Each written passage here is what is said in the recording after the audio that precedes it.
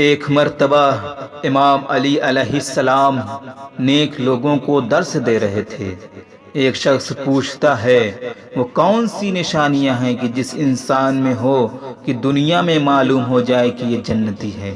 بس اتنا سننا تھا کہ امام نے فرمایا، اے شخص، میں رسول اللہ سے سنا کہ جس انسان میں یہ 3 نشانیاں ہوں تو اللہ اس کے لیے جنت کے دروازے کھول دیتا ہے۔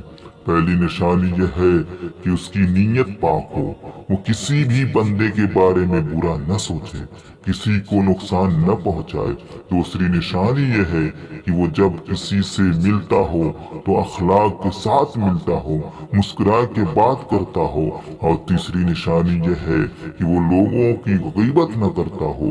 یاد رکھنا، جس انسان میں یہ 3 نشانیاں ہوتی ہیں تو اللہ اپنے فرشتوں کو حکم دیتا ہے کہ جیسے ہی یہ قبر میں پہنچے تو اس کے لیے جنت کے دروازے کھول دینا تاکہ جنت کی ٹھنڈک اپنی قبر میں محسوس کرے، اور جیسے ہی میدان حشر میں آئے اس کی 3 خوبیاں نامے اعمال میں لکھ دینا، کیونکہ روز محشر ان 3 خوبیوں کا پلڑا اتنا بھاری ہوگا کہ فرشتے اس کو فخر سے ساتھ جنت لے جائیں گے۔